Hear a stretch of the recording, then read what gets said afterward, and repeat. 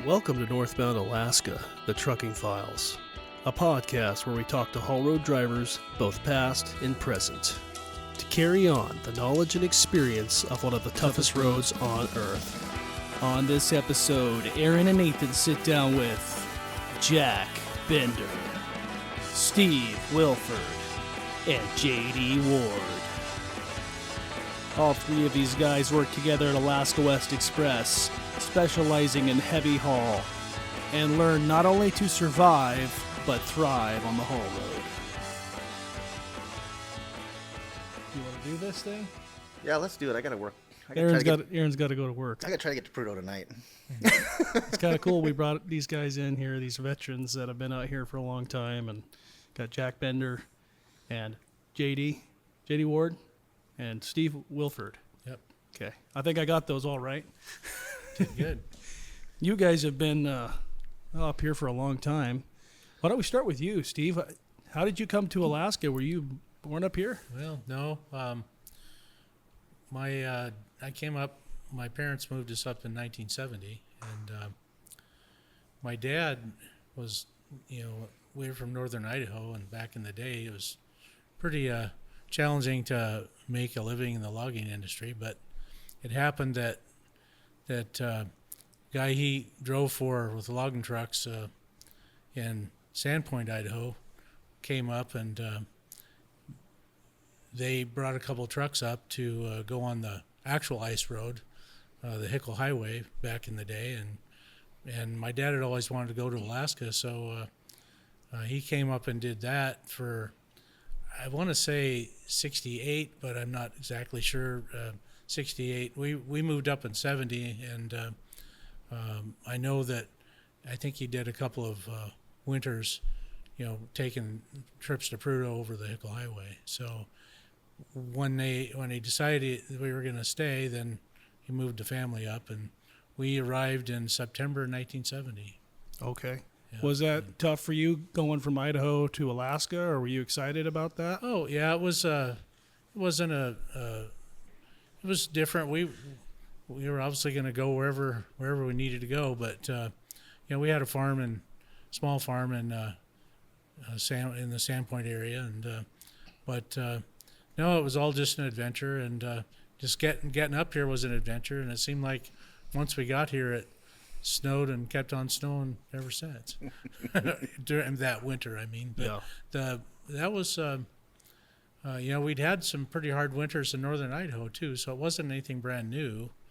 And of course, it's changed quite a bit over the years. But my recollection of the winter of '69 and '70 was we were snowed in on the farm, and it was degrees below zero, and so this wasn't too much new. But so we were excited. But we came up.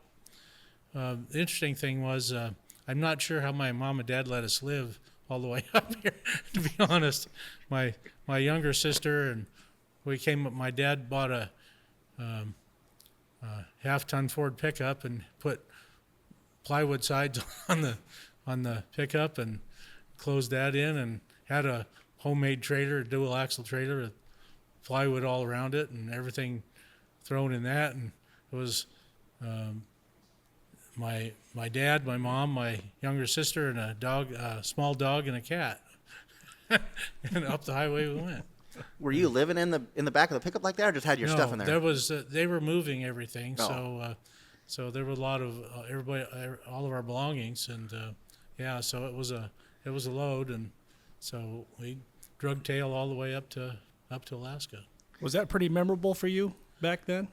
Oh yeah, it was. Well, the interesting thing is, of course, I think I was 12 when we moved up, but I remember there's a lot of things that stick in my mind over those experiences. But I ended up going to school here, graduated high school, and what's more is when later on as high school came along, the pipeline had kind of it'd been years of delay and so forth. The pipeline finally got going, and my dad was working all the time and that sort of thing. But when I was younger, he used to take me with him to when he'd get loads up to the Yukon River, or he'd sneak me in So I got some indoctrination pretty early on, And that's but the point is that we at that age in high school, man, we thought the pipeline was going to last forever, all this money, and so that's sort of what drew me into the trucking industry. It was just following. That seemed like a natural evolution to follow my dad's footsteps. Did you ever get to go with him on the Hickle Highway? No, Okay. nothing like that. That was, and I can only speak from, what was kind of relayed to me and what I understood, and those were non-sleeper trucks, old narrow nose Kenworths, 335s and so on. But that was a solo experience for the driver. But there was one time I know my dad spoke about they had two trucks, and the other driver, the radiator got torn out of the truck going across a overflow somewhere along the line. So then that guy had to ride with my dad. And they had their food, everything is in the cab of the truck. So no, I never. That wasn't anything that I ever did. But Those guys were pretty tough back then, weren't they? Yeah, they knew how to get things done. And, Probably two guys in a truck. You're probably shoulder to shoulder in there, aren't you? Yeah, pretty much. And you got all your. You're like, gear. get on your side. I am on my side. Yeah, that's fact. Good one. Yeah. No. So I ended up growing up in the excitement of the pipeline, and really changed my direction. I was, going to go to college and do all this stuff, but really changed the direction of my life. But What in a did good you way. want to do? What did you want to go to college for? Well, I had it in my mind in high school. I wanted to be a forester, and everything I read about it was that was definitely not. That was going to be really rewarding, being in the outdoors and everything. But you weren't going to make hardly a dime. But Yeah. but you had to go get an education and Yeah. all this stuff. But So you become a truck driver. yeah. instead. Yeah. So That's how it talking went. about Fairbanks back then, before the pipeline, I heard that the pipeline really changed Fairbanks. And some older guys I talked to, they say it was in a negative way. Can you remember much of Fairbanks before the pipeline really started? Yeah, it seemed like a much simpler place. I think that some of my recollection is that, there was obviously a lot of influx. One of the things that I do have first-hand knowledge about is the fact that I went to Lathrop High School and started there in ninth grade, and ultimately when the pipeline got going, they didn't have enough schools, so they had to split shift the Lathrop High School. So I ended up being in the afternoon segment of West Lathrop. It was called West Lathrop then, which then ultimately ended up West Valley as that got built. But so we double shifted and ended up going to school half a day, and then with my newfound sense of direction, I had 3 hours of auto mechanics at Hutch, and then a couple hours of classes over at Lathrop, and then I graduated midterm because I was working for Weaver Brothers, fueling trucks and bouncing tires and fixing tire chains. So I worked nights and went to school half a day for the first half of my senior year. So it changed a lot of direction for myself and for education here. Yeah. And the shopping, there weren't a lot of shopping malls at the time, and as I recall, it seemed like once those got built, so was the pipeline was almost built, and a lot of those places end up being empty. The University Mall and the Bentley Mall and all that, it didn't exist when this all started. Just had the Gavora Mall, and to my best recollection, I'm sure Jack can speak to that. But Fairbanks changed a lot, and of course in high school all we cared about was snow machining and doing all that kind of So stuff. you probably didn't see all the crazy stuff that happened downtown back then. I could tell a few stories, but probably I should not. Yeah. But no, I can say that as in our high school years, we witnessed a few things driving through Second Avenue. Yeah. I can tell you that. And I think that's where I was coming from as far as some of the old timers say that that's what they didn't really care for was what was going on downtown. No, that's Yeah. understood. I think Yeah. it changed Fairbanks, and I can understand now being older to that, because I think about how I look at Fairbanks now, being adult and having a home and that sort of thing, and you like things the way they are, and you know that if any big things, there's a big influx of people. It's Fairbanks been an ever-changing environment because the economy here has grown to the point where it kind of feeds off itself, whereas before, it was pretty dependent on certain industries to stay afloat, and that was a boom and bust industry as well, because when things were slow, then it was hard to make a living sometimes. Yeah. So when did you start driving truck? Well, it kind of evolved. My dad started teaching me how to negotiate the Taps Road when I was 15. Okay, But, so was he letting you drive at 15? Well, I'm not sure I should advertise. That would be a yes.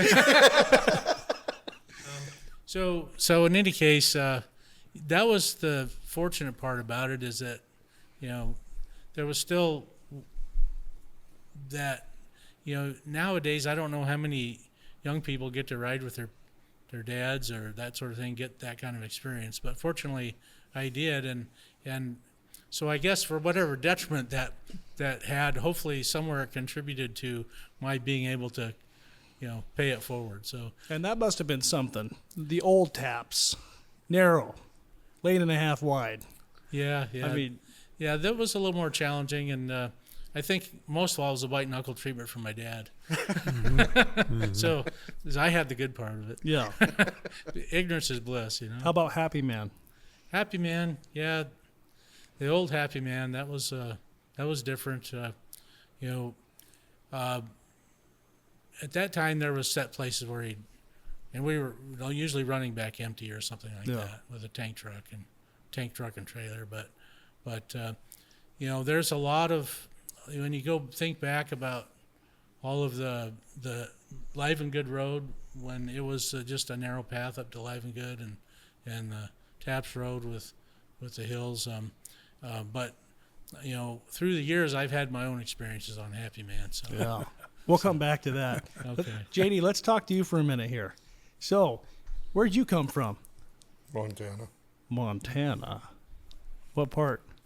Western. Oh, the best part, right? Well,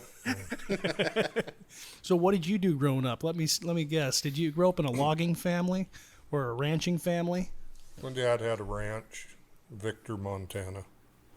And then he was also a custom harvester. He'd start in southern part of the states and cut wheat all the way up into Canada. And then we had the ranch too. Good deal. So when did you guys get the itch to come up here? How did that happen? Well, my brother Don came up here probably around 1980. Then in 82, he conned me into coming up. I was up here one winter. Things died in 82. I mean, just died. So I went back to, to Montana. And, at that time, I owned combines and stuff of my own, trucks. Then in 88, I bought a new Pete. We lost a contract. So I brought the new Pete up here in 88. Kind of been in and out of here since then. So when you came up in 80 and 82, were you driving the haul road? I did 3 or 4 times. What did you think the first time you went up there? Couldn't tell you much because it was dark and So you learned how to drive that road in the dark. yeah. Nice. And you're still here. Yeah. So what's your favorite part about the haul road? Used to be a lot of fun. Used to. used to. Yeah. I mean, everybody knew everybody.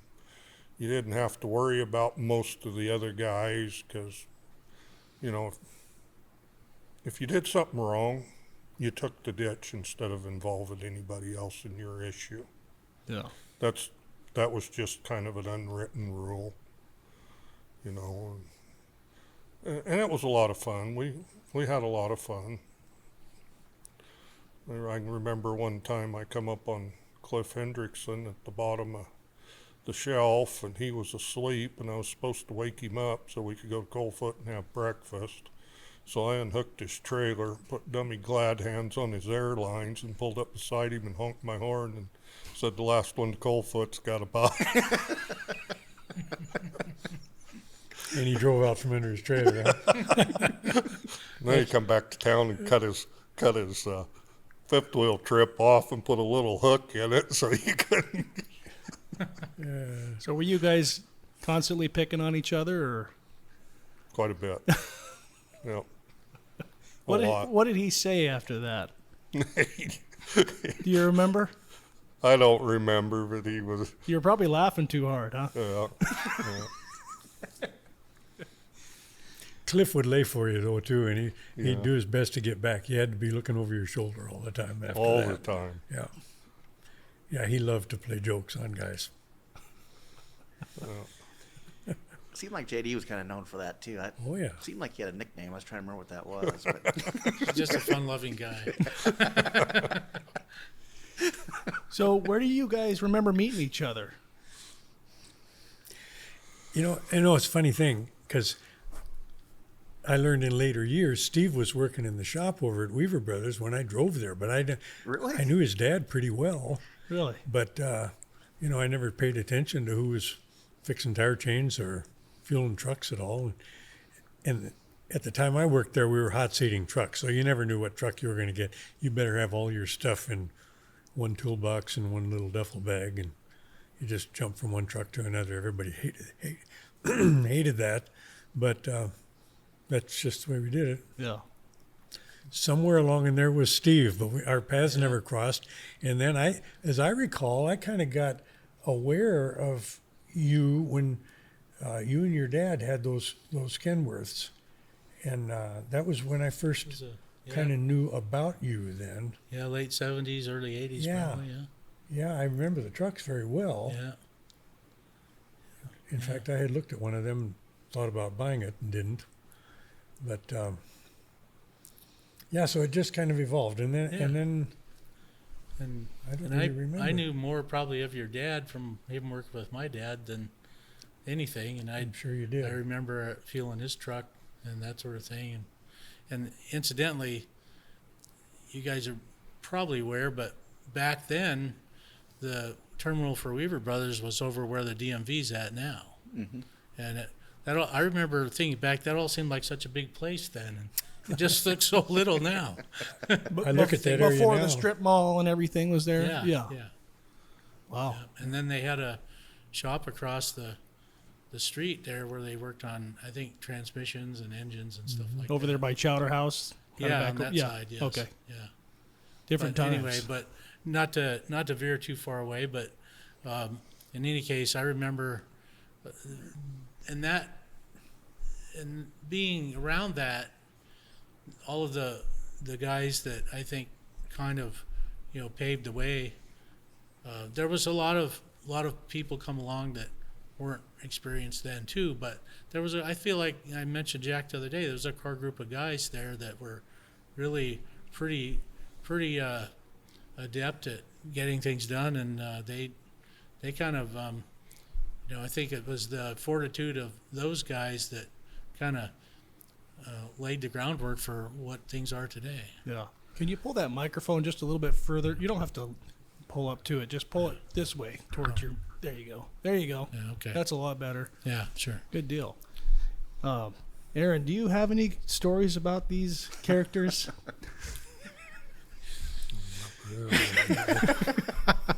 Did you bring your hip waders? Yeah, where to start, right, Aaron?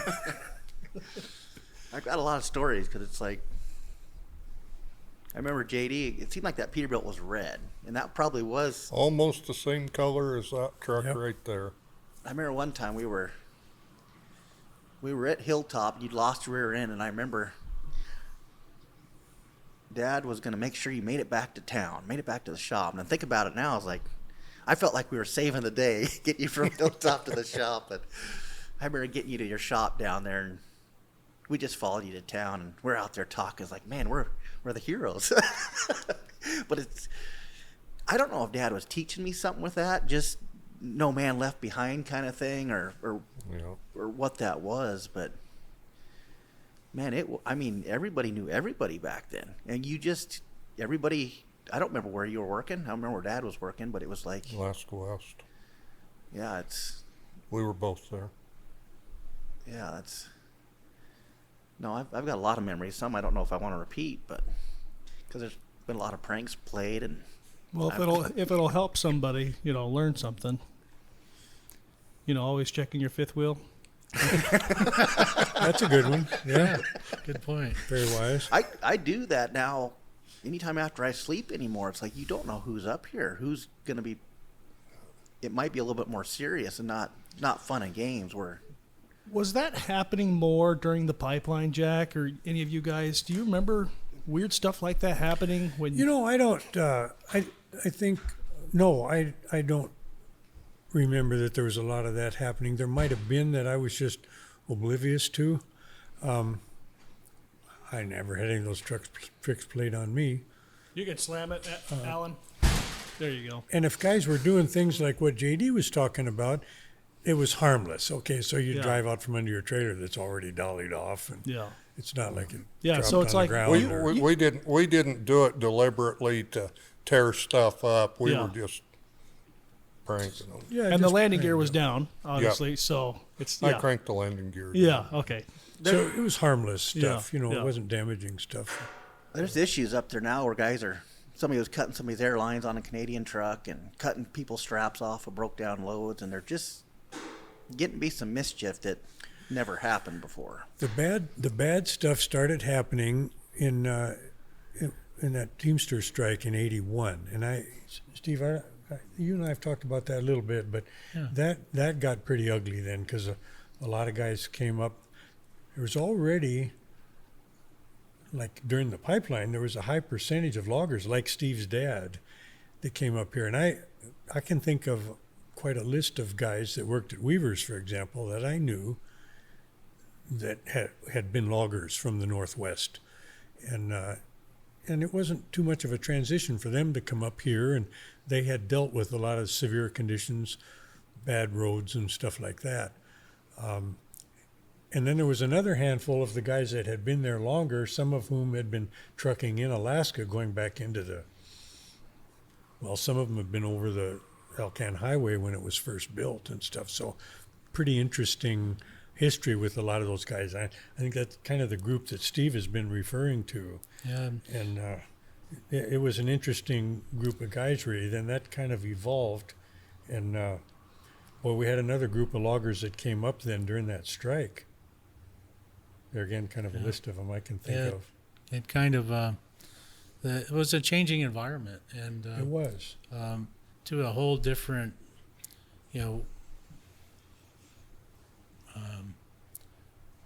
I don't know, mindset, and a lot of things changed over time. But I think the core group of guys that you were talking about, they there was a certain amount of character and a certain amount of trying to figure out how to put words to it, but just they were capable, and things changed, but a lot of, like you said, a lot of these guys came up and they adapted, and so with time, everything changes, and so it evolved from there. Seemed like a different mindset back then. Like It I was just a was. kid, but it's like seemed like people give up too easy and they don't want to put the effort in. Like the chaining up, like we were talking about. It's Yeah, even if you didn't know anything back then, it seemed like you weren't scared to work. yeah, Well, and back then, if you didn't know anything, you watched everybody else and you did what they did. Yeah, And you didn't want to get called out if you screwed up. one of those old timers was going to call you out. So you talk a lot about being the kid. When I went to work for Weaver Brothers, I don't think Randy Norton and I went to work there about the same time. Both of our dads were there at Weaver's. And boy, you wanted to measure up to those guys. We were the kids. And you didn't want to let those guys down. So like JD says, boy, you watched and learned from those guys, and try to keep your mouth shut and try and stay under the radar as much as possible. And if you screwed up, I was just going to add something to that. The guys that came up in 81 or 82, was there a lot of relearning going on, or did these guys have an arrogant attitude about learning that road? well, it was boy, it was. I don't know if I could answer that question. Steve could maybe answer it better. And so, JD, you were just, well, the aftermath was still going on in 82, of course. There's a lot of those guys were still here, but they were the scabs. They'd crossed the picket lines and stuff, and there were guys, trucks getting shot up and more serious type stuff like we were talking about. Yeah, but not as much of that happened up north as it did down here. Right in town, yeah. And I've always felt fortunate because breakup had hit. I'd worked right up into the spring, and that hadn't really happened yet. They hadn't gone out on strike, and I was farming at the time down in Minnesota, and I had a lot of corn that I had to plant that spring, and so I left and went down, and my dad and I had 2 trucks at that time, and it was while I was down there that all this happened. So I wasn't in any big hurry to get back. And then lo and behold, I got a job right there at home. My family was down there, and I stayed down there and worked for a year. So I didn't come back up till the following year. Yeah.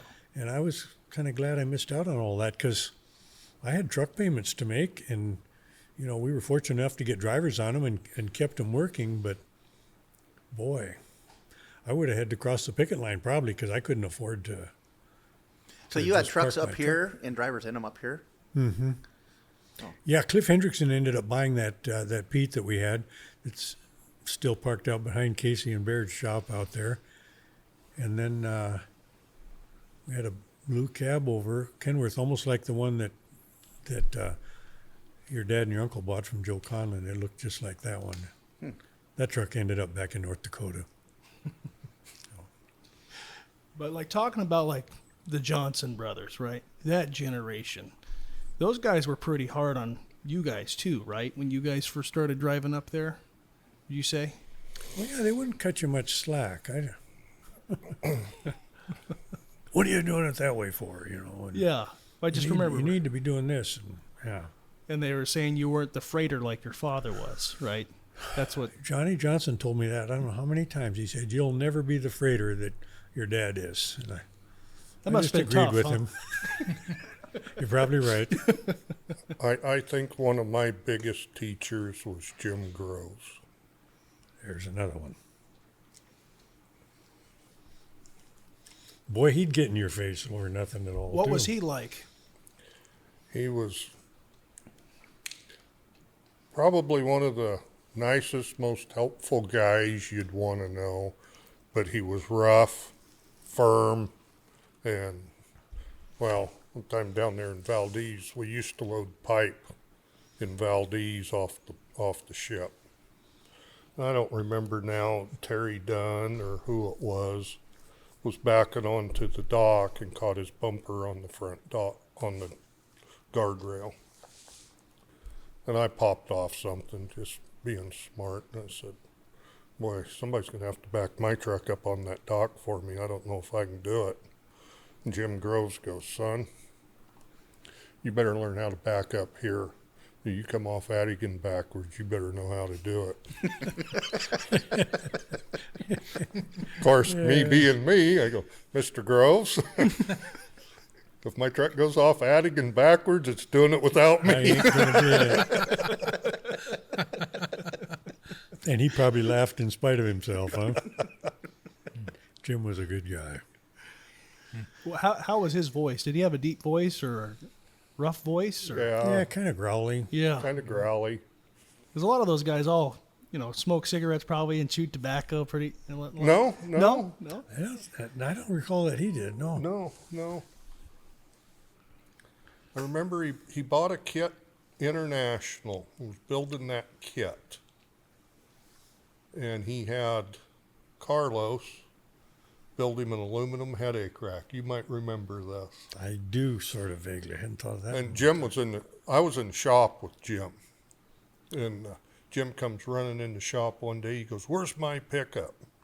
I don't know, Jim. Where'd you leave it? Well, Carlos built the headache rack, and Jim didn't want it for another month. Well, Carlos wanted paid for it immediately, so he stole Jim's pickup. Wrong thing to do. Yeah. How did that work out? Not very well for Carlos. Did he get a talking to? Big one. He's probably good for it. He'd probably pay, huh? Oh, yeah. But he just wasn't ready he didn't want the headache rack for a month or however long it was, but I got to laughing. How about you, Steve? Besides your father, who else was kind of mentoring you up there? Well, I was fortunate enough at the time when I first really started hauling loads to Prudhoe. My dad bought another truck, and I had, in the interim of high school, I went to diesel mechanic school for a while, and then when I came back, there wasn't a lot of work, so I ended up working in shops here and there in town, and ultimately, just to basically buy a job, is my dad bought another truck, and so he kept pretty close tabs on me. We ran together a lot back then, but fortunately too, I had other guys that my dad had worked with that I got to be around, and so you've learned the ropes, all the way around. But I think that I hold my dad in pretty high esteem in the fact that he showed me how to make a living, and he was my main guy. But also my dad's brother, I might mention too, was working up here, and so between my dad's brother and my dad and all of the old guys that were still around trying to make a living, I learned a lot, and I maybe learned some things the hard way too. But there's a certain amount of trial and error comes along. But I think you're talking about people chaining up and everything, and the interesting thing about that is, I learned pretty early on that you can pretty well chain up the time it takes you to think about it or worry about it. So why worry about it? And you just chain up if you're in doubt, and that's kind of the kind of very basic things that were instilled on me early on. You got more chains than used to say. We got more tire chains than we do trucks. So I think that's pretty common knowledge, or a very common saying. You own a few trucks, And that's cheap insurance too. very cheap insurance. Yeah. So anyway, JD's laughing over here. I don't had know a if he's lot of And I know what he's laughing about. And okay. I'm trying to decide whether we should what we should talk delve about it or into. not. Anyway, and fortunately, as time went by, I had the good fortune of working with these guys and many others. So I was thinking about that. Fred Austin was saying he's 90 years old. He said he can chain up in 8 minutes at 90. yeah, So- two sets. Well, I think That's probably one set. Yeah, probably. That's that still makes pretty sense, fast, yeah. though. But I mean, Yeah. for being, I guess my point is he's 90 and he Yeah, can do that. It's exactly, like, let's yeah. see how tough you are being younger Yeah. than that. Yeah. At least, and if you at least got one set on, you can at least dig a hole and hold it there. Hopefully, Yeah, keep your brakes dried out. it didn't seem like I had a choice but to chain up younger. And it's like now these Yeah. guys, they just go until they're off the road or in a mess now. I think the other thing to add in that comes to mind when talking about that is, and Jack and I talked about it on the phone the other day, is that back in the earlier days, the equipment was much more inferior than what, you got, lockers and big power and all these things. A lot of that stuff wasn't done with big power and double lockers and all that. And so it was, the guys knew what they had to do. And I think now, I'm just going to throw it out there that, you've got power and double lockers and probably it leads to people taking more chances than they maybe, before you just didn't think about it. Yeah. Does that sound right, guys? What'd you learn to drive a truck on? Well, there you go. You know, No power steering, 5 and 4, And the tire technology too. Tires, even old bias tires and split rims and all of that stuff. It's a very different thing. And so, okay, well, I've got nowadays you have a good set of winter tires on. Well, that's great, but when they start when the white starts turning into water, you might want to think about that. Well, and then was the state doing as good of a job as they are today back when you guys were up there? Okay, JD, you keep laughing over here. So There's a topic for discussion. should we give you the floor for a minute? I can remember when we couldn't get across 70-mile flats without having flat tires. That must have been before they had the chip seal, huh? Way before. Decades before, yeah. Some guys don't even know how to change tires, I don't think now. And it's like, you changed a lot of tires on the road back then. Yeah, a lot. Yeah, I carried tire irons with me and broke them down, and boy, man, oh man. You were probably pretty quick at it, Jack, huh? I don't know about quick. I just remember it was Way miserable. quicker than nowadays. Yeah, that's true. Yeah, anymore, people just drive. They don't realize the effort that used to go into that. I think that's what we're trying to get out here, too. I don't know that I've pulled tires, I've hooked a chain on and pulled a blown tire off of a wheel, but I've never mounted or dismounted tires up there. Mm-hmm. I've done that plenty in the shop, but it's...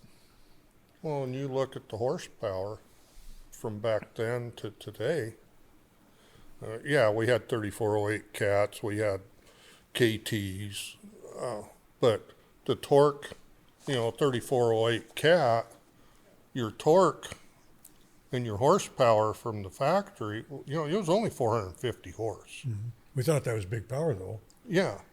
Then you go to a KTA, you get either a 450, a 5 1/4, or a 600, but it doesn't have the torque these motors have got. Mm-hmm. It's pretty nice. And if you had a 400 Cummins, really you had something. Yeah. And that was, back in the 80s, that was the thing. Yeah. That was a big deal, Yeah. And like we've talked about on this show before, that's where you guys had to use the momentum of these hills to get over the next one in certain cases. Mm-hmm. It made you think more. You got to the top of the hill, you let somebody around on top of the hill. It's like anymore, I've seen guys, they come down off the hill and slow down, let somebody down there at the bottom, or there's just more thought in how guys did it back then, letting people around or using the momentum running for hills and things like that. And I can't remember his name now.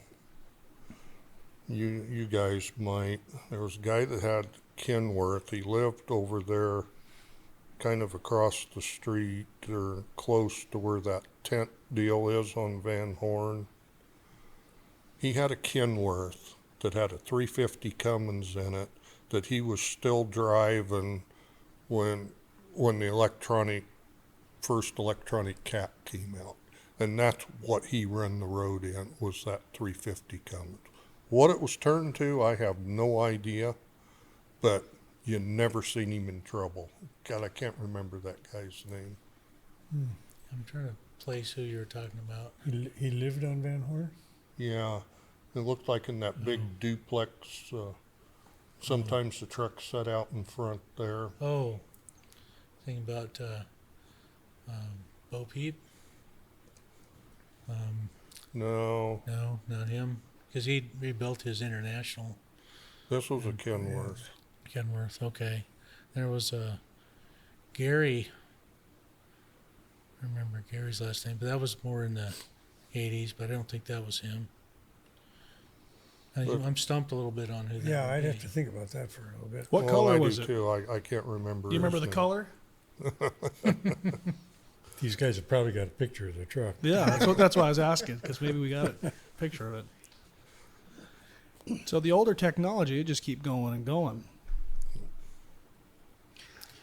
What did you guys think about those new cat motors with the electronics on them when they first came out? What was your opinion on that?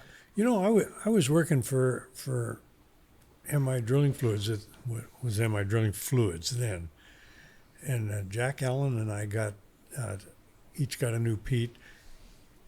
And I think Arlo Wells, those were the two. They were 460 cats. They were the electronic ones. And Arlo Wells had one in that Freightliner of his. And we just had all kinds of trouble with them and everything. They ran good when they were running, but they weren't. They hadn't been engineered for cold temperatures, and so there were a lot of issues with them. But boy, it was a nice engine to drive. And I think I'll always be partial to Caterpillar. They're probably one of the most user-friendly engines to drive. Yeah. Anybody who never had a chance to drive one has kind of missed out, I think. I have never blown a cat up. They're just a tough motor. You know, there's been, broken rockers, stuff like, small stuff, but I've never blown a cat motor up. But you have blown a motor I up. was going to say, and what have you blown up? The old lowboy truck, the tri-drive. 110. Huh? Was it 110? 110. I blew that thing out of there so far and so fast and so bad it wasn't even funny. I know Steve and I took care of that truck. Yeah. Whatever was left was for you. Right in the middle of tenderfoot. I kept telling Nolan, I said, man, this thing don't have any oil pressure anymore. Oh, your new one's coming. It'll be all right. Right in the middle of tenderfoot. Whoa. I lost a turbo on that one time. I filled the whole valley up down there by the pipeline viewpoint. Man, that thing was smoking. Do you guys miss those, when you got rid of them, the old super trucks, the twin steer? Did you miss it when they got rid of those, or No. no? No, and the shop especially didn't miss it. They were high maintenance, and our terminal manager at the time, he loved those. He just liked the idea of all those axles and all that weight. But And if you were brave enough to drive one, you were his pet. yeah, which was a good reason to stay in it as long as I did. But I only did 3 years. But it was a good experience, and they did have their good points. I'll tell you. You could go downhill in a hurry. Yeah. You could leave Hilltop. We were loaded quite a bit heavier, but you could leave Hilltop pretty much with anybody else, and there wasn't a whole lot of difference when we got to Prudhoe. They were beating us going uphill, but we were gaining on them coming downhill. Once you got north of the pass, they just pulled over and let you go. Yeah. They just floated along, huh? And in a blow, they'd be lined up waiting for you, waiting for a super truck to come so you could lead them in. You guys were doing could that. see a lot better out of them. You guys were doing that at the same time, though, I think, weren't you? You know, was there a little bit of overlap there? Because I started in 03, July of 03. Yeah.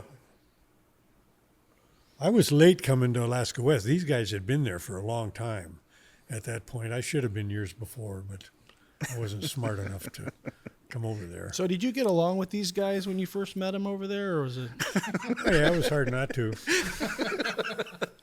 And then JD was doing heavy stuff and doing lowboy work, and then I was still on the super truck. I kind of got recruited, and I hadn't done any since pipeline days, really. Well, I did for Irish in the mid-'80s. I'll tell you And how then the lowboy that's when we stuff- started all working together. What was that, JD? I'll tell you how the lowboy come about. Aaron went on whatever. And they were looking for somebody to do it. And I said, well, I'll do it until Aaron gets back. It's my fault. I still have a grudge there. I must have. That's probably when I went to Seattle, huh? That was the most fun I ever had. Was in that tri-drive. I mean, it's a lot of work, but I enjoy that. Jack and I were talking about it. But it was always one thing. It was nice having Steve in there because you'd figured everything out. It was like when it was time to go do it, everything was figured out. We just went out there and did it. Yeah, Steve always had all the details figured out, and I always liked working with Steve for that reason. So it wasn't always a perfect world, but we did the best we could with what we had, and just to carry the story further, as my career changed directions, I had an opportunity to end up starting dispatch and do that sort of thing. So then ultimately ended up working on projects, and that's where working with all of you guys. And I just want to say that asking if we'd got along, but I want to say that all of the project stuff that I worked on over the years, one of the greatest, most rewarding parts of that was that we had so many things that were a team effort, and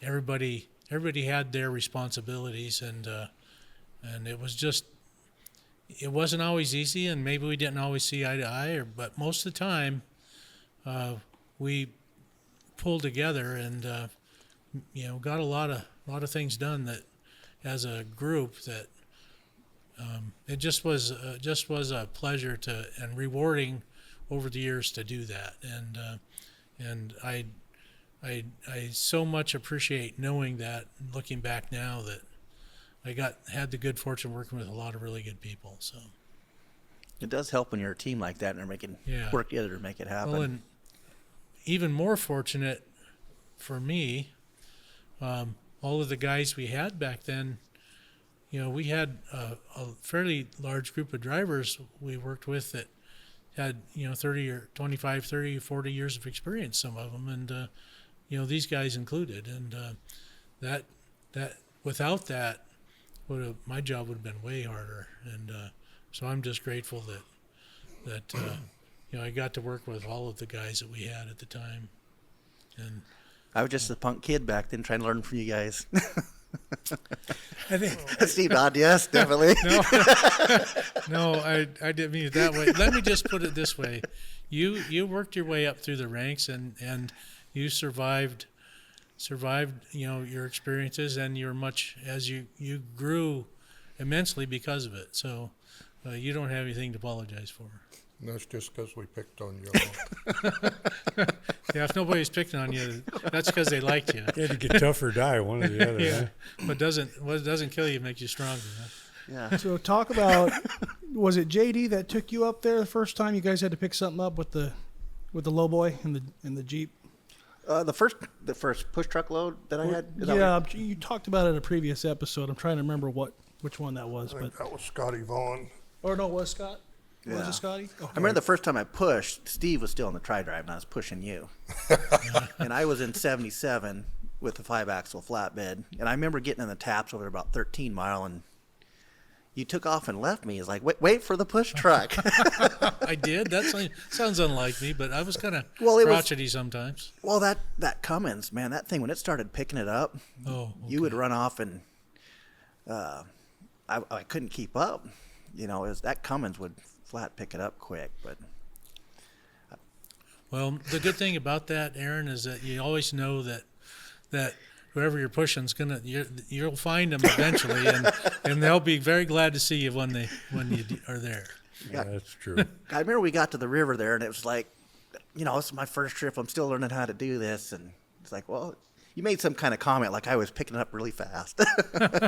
Was this winter time or? Oh, it's winter summer? time and Okay. dusty and snowy, and if you don't stay hooked up, you can be off in the ditch somewhere. So it was Very easily. I don't remember what we had, and I don't remember anything else. I just remember you taking off and leaving me. It's like I got both feet on the throttle trying to get this thing going. It's like, Well, I think the most important thing for anybody in that situation is that if you done both ends at one time or another, you know that you definitely gotta look out for the guy behind you. So if you ever, I hope that somewhere along the line I looked out for you as well. Oh, you were amazing. It was. I did scare you one time, and I don't remember what we had, but you were pinned to the back of me. I remember that. I think you were pretty mad at me, but no, I kind of we come by. Steve get mad? I've never seen it. And I don't know if you're in the old. I think you were in the old winch truck. Yeah, I'm pretty sure it was. Yeah. And you're back there driving a 5 and a 4, but I remember I kind of run at that little hump coming south, get on top of Chandler, and I hit about 50, and you're like, that's kind of fast, isn't it? I think that's probably as fast as that truck would go without just keeping it neutral. Yeah. You were impressive in that old 5 and a 4. I drove that old linen truck a few times, and it's like just run around empty, and people that could drive them and push and do all that stuff. I mean, I remember we were coming out of No Name one time in the mud, and we started spinning, and man, I think I was in 5th gear or something, or I don't remember what. I was getting ready to go to first. No, I think I was in 3rd gear. It's like, oh boy, and then all of a sudden you started pushing again, but it was like you kind of. And that's going northbound? We're coming south. South, okay. Yeah, you kind of hesitate. It's about a second or so. You're about a second too late, but it's like, man, that's pretty impressive for driving one of them trucks. Well, when you learn in a 5 and a 4, or 6 and a 4, it's different. We talked about it a lot of times. Pushing is the most unnatural thing you can possibly do with a truck. And that's what I was going to ask you guys that push. What is it? How can you explain that for somebody that has no idea about trucking, what that's like? Is that probably the hardest thing to do up there? You got to really trust the guy in front of you. Because like you said, you can't see, right, Jack? And I didn't mean to cut you off there, but most of the time, it's either snow dust or dirty dust in the summertime. It's almost dusty. So like you said, you're pushing, you have to trust that guy in front of you. Absolutely. And stay right on him. Most of the time, I just backed off of it and let him push when you couldn't see, and he could stay on the push block, and wherever I went, the truck could just follow, so I just let him do the work. Okay. Yeah, you're not going to steer once you're hooked up. You're just... Yeah. I know a few that have tried. Do you care to mention any of those names? No, we'll just leave it alone. I would just say, to sort of answer your question, like what would you say to somebody about pushing? Yeah. My experience was, and JD would probably say the same thing, there are some guys that would take to it pretty easily, and then other guys, and if they were pushing you, there were just a lot of guys that you'd just really rather not have them or find somebody else, and that's not a derogatory thing against their driving ability, but some guys they just worry about it too much, and you kind of had to get past that. I'm sure you can relate to that too, Aaron. You just had to get past that point and trust the guy that you're pushing and quit overanalyzing it. Yeah, you can't worry about it too much, and you have to work together, and you have to share the load. And yeah. I mean, that makes me think about Mike Nault that time. He was pulling me on the ice cut, and man, he was spinning, and that was that auto shift. He was spinning like crazy, and it's like, we're not going to make it. It's like, back out of it. I'm at 2,200. You got the whole load. It's having to, that makes it a little bit tougher not being geared right, same transmissions and that kind of thing. But I think that was one of his first times doing that. So JD keeps coming up with all these stories in his head. It's like, you should be taking notes over there. Maybe we should, next time he starts laughing, we'll all just stop and let him get his thought out. There's a lot of stories over there. We were moving the mod north one time. Gary Healy was pushing and I was pulling. And Steve was in the truck. We're climbing the Coya Cut. So, okay, let's pick up a gear. So I did. And Steve's pin in the front bumper shot straight in the air. Way I went. Remember that? Oh, yeah. That didn't work, huh? It seemed like the strap. Pilot car stopped and picked the bumper pin up. And we got to the top, got everything straightened back out. And Then we're climbing ice cut. Gary's back there. He's thinking, "Are you spinning?" I said, "Yeah, I'm digging." Steve goes, "Oh, you guys want some help?" You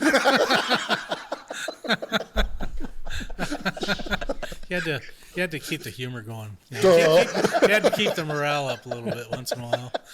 So you weren't on him pushing, or He were was you in the just? truck. I was probably tacked out the way those guys were pushing and pulling on me. I was probably tacked out. Oh, okay. I don't know. Pulling you, to me you with like to Casey King. you like to screw with guys a little bit sometimes when you can. I'm saving fuel. We had fun. Yeah. We had fun. Well, the reason I was asking earlier because when we talked with Casey and he said he pulled off and he got too far behind in your snow dust and that's when he took it off the road. I mean that's got to be a scary thing. Like you said, the guy's got to be confident when he's pushing. I mean, I'm not saying Casey wasn't, but I'm just saying, it's Well, it was something because we had just talked about it. It was the thing. And all of a sudden, whoop, yeah. Well, off the road. and that trailer, at times, on slick roads, you had to be careful with it because it would take off. Yeah.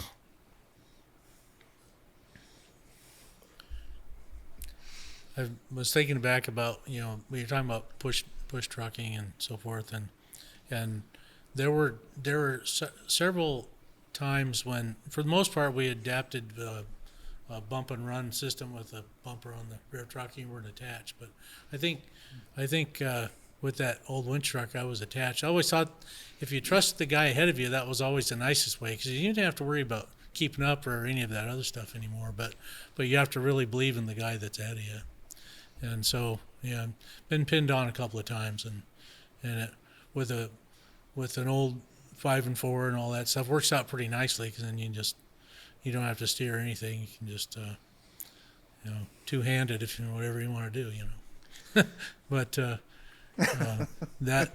but for a guy that's trying to catch up, it's either snowy, blind, or in the mud. The mud's flying. You got one finger on the windshield washer all the time, and until you get hooked up. So you got to pretty well learn how to feel your way in the dark, and the guy up in front has to look out for you too. Yeah. We had a guest in here. I'm sure you guys know him, but he used to wear a gas mask, or not a gas mask, but Oh, what is that mask called? With the filters. He'd have his head looking out the window there. respirator. Yeah, one of those respirators. Yeah, wearing a Viking helmet. Yeah. Dwight Busby. Dwight Busby. Yeah, they didn't have filtration on the air intakes Yeah. back in the day. Yeah. Maybe still don't. I don't know. Yeah. So, go ahead. I remember when up there in Prudhoe, you couldn't get, when they first started, you had to have safety glasses on to get through the checkpoint. Your dad was so irritated over that, he just took a motorcycle helmet with him. Seriously? Yeah. I don't know why. He also used to scan Custer's badge when he drove Custer's truck, too. So. These guys didn't pay attention.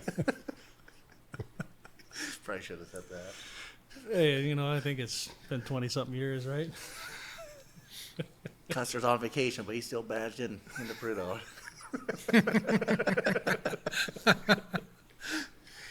There was a lot of fun stuff like that. I mean, there was some things we probably shouldn't mention too, but that's kind of fun just messing around like that. It makes work fun. That's a good sort of fun. Yeah. Yeah, it's not. I was thinking dangerous. of a couple of things. It's that aspect of it, working as part of a team, because a lot of times people would say, well, why do you want to do that heavy haul? And that was really a good question, because most of the time it was not paying what it should have, probably, for all the extra stress and pressure and everything involved. But there was a sense of accomplishment and working together with a team. If you had 3 or 4 push trucks and stuff like that, everybody working together and then accomplishing a task with something that was really heavy. I get asked a lot, well, do you miss trucking? No, as a general thing, no, I don't miss trucking, but I miss that kind of stuff. Yeah. The challenge involved and You get pretty tight, especially when you're pushing. You get tight with the people you're working with. You really do. Yeah. So is that something, Jack, to where we could say if Casey needs some help up there pushing once in a while, you'll fly back up and maybe give him a hand? Probably no. Okay. Casey's on his If I were going own. to do it for anybody, I'd probably do it for Casey. I'll just leave it at that. Yeah. Good answer. We can edit that out if you want, Jack. Casey's got Baird. Yeah, that's what I figured. Let them fight. So, Steve, did you have? Did your dad talk about the Hickle Highway much? Did you hear many stories about that as a kid? Yeah. What I remember most is when he would write home, and I remember some things, and we talked about it a little bit as I got older. But there's probably all I know is that my recollections of that was, and don't I won't swear to being entirely factual, but to my best recollection, I remember hearing. It seemed to me like I remember him riding home, and it seemed like the trips used to take like almost a month to go up there and back, and it was quite an ordeal, and they'd follow a cat train, and I don't know to what extent. I know they had some, and the cat train pulled some. I assume there were some bunkhouses or a cooking shed or whatever, but most of the time I think the guys often slept in their truck, but also carried some rations with them. But to my best recollection, they also had some access to facility with the cat train, but I don't know exactly how that all worked, but it was quite an ordeal, really. And they'd go up and then and I don't remember how many trips my dad made up there over a winter's time. There's not too many guys around that can talk about that anymore. Yeah. And but there was a core group of folks that did. Fred McMillan comes to mind. He went up there back in the day, and Yeah, I was just trying to think who there Yeah. might be. I don't know if there's anybody still around. when we go offline too, I got a suggestion of someone you might contact that might have some more history on that. So I know John Sauer said he went up there when he was 15. yeah, It's like, man, he thought it was miserable, but he didn't realize he was living history at the time. But oh yeah, he was cleaning out the outhouse and getting water and things like that. yeah. There were a lot of different things and experiences that a lot of guys had. Well, Tim Philpott was running that road at what, 16, 17? Probably. Yeah, And then they finally figured out how young he was. Really? I didn't know he was that young. What was his dad or his uncle was on the pipeline? But, He was a miner at Goldfoot. yeah. Huh. Yeah, I went up to Roy took us up to his mine up there at Wiseman there that one time. That's kind of neat going back in there. They weren't doing any work when we were there, so it's like, man, they must have been trying to hide something. Maybe they were doing really good. Money. So your dad was part of Hilltop too, getting. Yeah, they were part owners of Hilltop at one point. Yeah. Do you remember anything about that or how that started? Well, as I think when not sure exactly how it all came about, but they partnered up with a couple other guys and bought out the Hilltop. I think when the old owners wanted to sell out, and at that point in time, we had, trucking evolved, and my dad wasn't really driving that much anymore, and so they did that, and I think that it was kind of interesting because they kind of ran it themselves for a little while with their partners being silent, but all I know is my dad said that the only way you could get the cookies to fit in the cookie jar is you chew the edges off of them. So I'll just leave it at that. Steve's mom had a big influence in making us all fat. Oh, yeah. She did. Is she the one that started the pies, or? Yeah, I think. Yeah, well, so. I think there was probably some tradition of having pies there initially, but I know that she did her part in carrying that on. Mm-hmm. And you know, cupcakes too, making a lot of cupcakes. I want to say cakes and cupcakes And that's how somebody got a nickname, right? It was in those days that happened. Yeah. So when did Hilltop start? Because it wasn't there during the pipeline. That came later. I don't remember. Well, I don't remember it being there We're during the looking at pipeline. you. Yeah. We're looking at you. I think it did come later, but I remember thinking all I it know was is in the late 70s, it was there in a much smaller form. That they just had a small Yeah. house. But I think the couple that ran it, that had that property and they had a small house there and what they used for the restaurant, and that's all I kind of remember. But I don't know when they exactly came into existence. I don't either. But that ain't the original building that's there. And it was further north, wasn't it? Yes, Of where that's right. Yeah. Okay. Mm-hmm. Yeah. Yeah. Yeah. Yeah. Okay, you're hauling mud now. So when I was working for MI, I don't know what year that would have been. I'm there one night and I had to slide some pallets forward, which I did. Put a strap around behind the pallets and backed up on the straps, and it slid the pallets forward.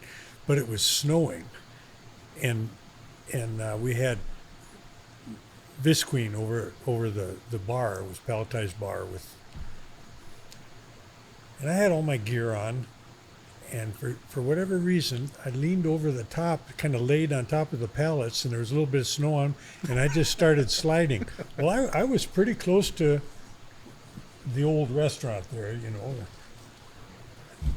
and I just slid. There was nothing I could do, and all the things that go through your mind as I'm going off the edge of the trailer, great, I'm probably going to break my neck, be paralyzed for life, and all of that. So I hit the ground. I kind of got twisted around, and I hit the ground. Boy, I laid there for quite a while, and I'm listening to guys laughing and talking inside the restaurant there, and finally got to my feet, and boy, that didn't feel very good. But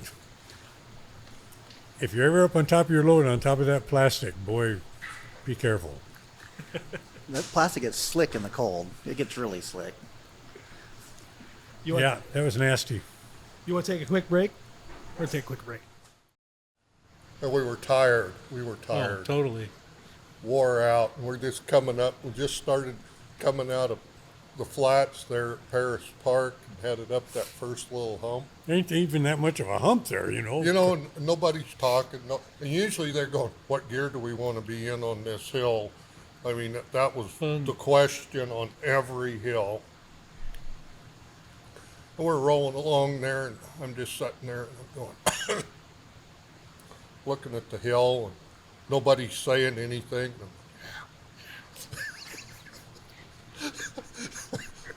Whoa! There we sat. 400 and some thousand pounds. Great. And that old Kenworth I was driving, that was an old pineapple truck out of Hawaii. Oh, on that load? That So red it truck? had top speed on that thing was like 35 miles an hour. It was highway planetaries in it and everything, It had a 15 and a 4-speed. So I had all kinds of gears, and I wasn't the one to be picking gears because these guys were all pretty well matched, But anyway, we got stopped. And it's funny, there's this silence, and okay, well, you know how it is. Okay, we got to make sure everybody's on the same page here. Well, that darn old Kenworth, it was sitting up real high anyway. The C500, yeah. we go to start out, and that front end just reared right up in the air because the push block was low enough in back, and I guess because I was pinned up to him. Anyway, yeah, took us about 3 tries. Was that Oh, an really? accident, or did you do that on purpose? You No, never know it with was Jack. an accident. Yeah, I think it was a matter of, just from an outsider point of view, we had trucks that were a little bit higher geared to start, and he had a little lower gear. I think we had to put him in a higher gear. Yeah, and that's how. But Yeah, we ended up going to higher. what I gear. can say about that, it was fun to talk about after that. So I saw the front end of that truck. I was right beside it. So, Show off.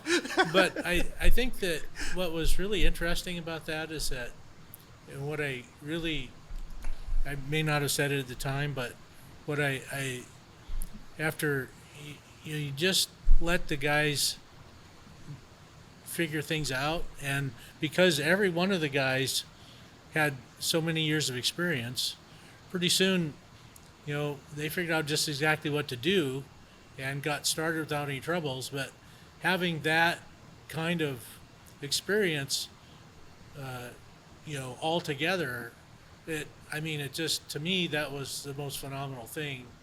And I knew before then, but even especially then, that, there wasn't much that those guys couldn't do. So if Yeah. there was a problem, they'd figure it out. It's funny on the experience side of that. It doesn't mean you know how to do it, but you know how to think your way through it. If you get into a situation that Right. you don't know Well, how to every do. situation's a little different. Yeah.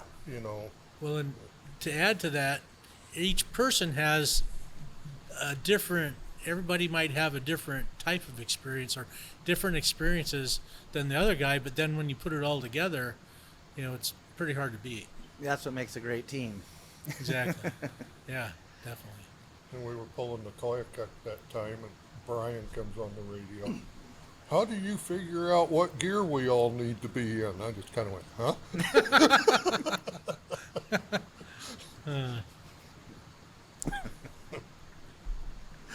We had that pretty well figured out before we got very many miles up the road. Originally, you just kind of, I always figured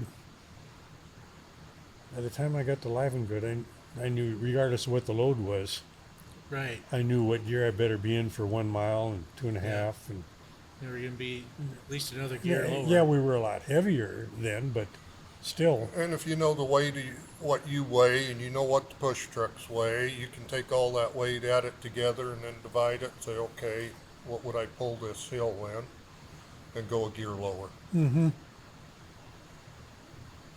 Yeah. I don't know if we told you, we went off the beaver slide with that load, and now it was dry then when that happened, and Scotty and I are pinned up to JD, and we're easing off there, and I'm just starting to slide a little bit on that gravel, and I'm thinking, this really isn't good, So we were marginal getting down the slide. Doggone, we get up on top of connection there, all of a sudden the bumper just falls off of Scotty's truck. Scotty's back If there. that would have happened on the slide, You would have had a mess. JD and I would have gone for a ride. Scotty was pinned to the back of me with 110. If we'd have lost that much braking power, we'd have had a runaway for sure with 400,000 pounds. Yeah, sometimes there's a little bit of luck involved with what Oh we're doing. man, That one load, if I remember right, was 480. that heaviest one I think was with just you and the load, wasn't Yeah, it? it was, Alan was telling me here last summer, he remembered what it calculated it out was to. 110 tons and net. Yeah. And I'm trying to remember what the empty weight was, but we were, and then besides that, we had your counterweight on. So yeah, you were up there. Pretty Yeah, it good. wasn't hooked to me with on fifth wheel. It was on drawbar. Yeah, those. There's a lot of weight. There was we did what, And Hurricane Gulch, that was when we watched the move. Alan ran it backwards, and I went, "Oh shit!" Yeah, put it in slow mo. Yeah, it just that whole bridge just sagged way down. I mean, Yeah. that far. we were standing right there looking. Alan had the camera going. You couldn't see it then. I mean, it's creaking and popping, but we were used to that. But yeah, Did they have on the bridge conditions for a hurricane that you had to have a parachute? I had bridge conditions on frickin' culverts. everything. Yeah. Oh man. I was crossing the Yukon River Bridge, and there was a skiff of snow that morning, just a light skiff. And I was by myself going downhill. DOT was with us, and lock up every little bit. Alan and the DOT guys are walking up the bridge with their cameras. And finally, I just picked up the radio and said, "Guys, you might want to think about where you want to go. I'm locked up."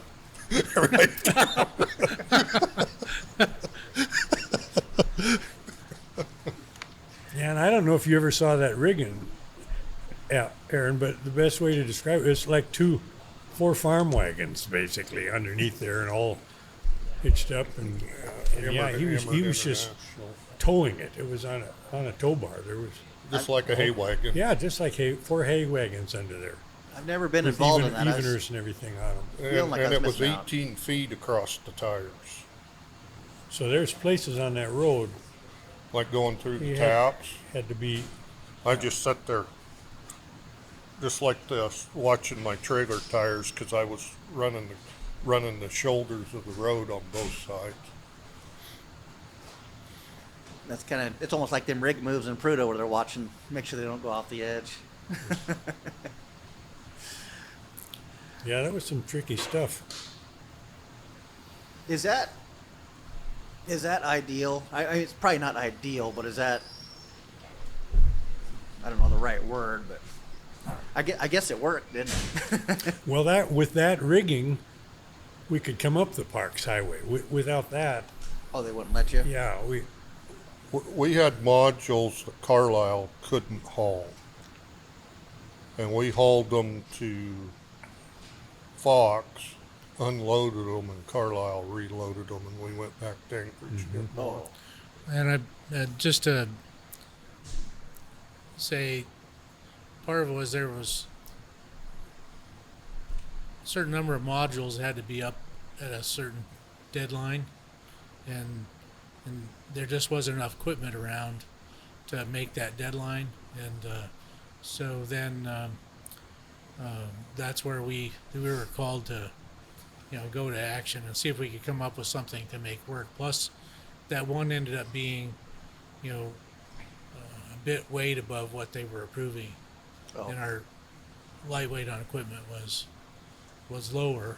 So in any case, that's how it'll work. But so I just wanted to clarify that it was in a great degree because there were too many modules to haul in the period of time there was to move them in. Yeah. And come out of Anchorage on PFD night, 18.6 high and 22 feet wide. I've been called names I didn't even know existed. Well, it's Yeah, it's that- interesting. well, it was that night, wasn't it? That was it Birdie that slipped and fell, or somebody, one of the pilots Yeah, Slipped Birdie slipped and fell on one of them. broke an ankle or something. It was raining. She stepped on a stripe, Yeah, and that was there at the That's right. intersection of Old Seward and and Tudor, I think, Tudor. wasn't it? Yeah. It'd take us all night just to get out of Anchorage. Then we'd have to park past the scales and wait till the next night to go on. That's no fun being that tall coming out of Anchorage. That's a lot of work. They'd have to lower down quite a bit, but there was one trip we had to detour and go turn left off of Lake Otis and go up around by Providence. Mm-hmm. There was what was that? Remember the name? I can't remember. It was DeBar. What the name? No, it wasn't DeBar. I can't remember the name of the street we went across on. Then we took DeBar up to, so we had to bypass the that walking overpass and that sort of thing on that one, so they couldn't get it any lower. So we exited off there at Eagle River to go down Yeah. through town and back out. I'm looking at the sign. I go, man, Steve, I don't know if we're going to fit. Oh, yeah, I'm watching. You're doing good. Clunk. Clang. Okay, now you're not. I heard it was a ting. Oops. Kick it off. Yeah. I remember leaving one time. We left out. I can't remember where we were at on. But I remember going underneath the stoplights, and I remember looking at the left. There's a cop over there, and I think you were behind me in the pilot car or something. But it's like, oh, they were on the stoplights that had the wire. It's like, oh, his stoplights were bouncing up and down. I was like, oh, that's me. I'm bouncing this up and down. It's like, oh, I'm glad Steve's here. He can deal with it. Those wires, that's easy to fix. Well, I think by and large we did pretty good, but It was always good having Steve around because he had to take the blame for everything. I don't think we ever really had any issues. I don't think, at least not when I wasn't Not a any- troublemaker like there JD were no was. significant issues. We were moving the crane out of Valdez. This was funny. And they were paving through. Yeah, it was on the Glen there. Yeah. In a bunch of the twisty stuff. And they finally said, well, if you guys could hold it in this lane, you can go. So Steve got up and was steering the diamond trailer, and we were walking, where that bridge is built in the curve, and then you climb up the hill. Steve's back there steering that trailer. Jack comes up behind really easy and gets connected and pushing away. Then his fan kicks on. We almost lost Steve. Because Steve didn't know he was there.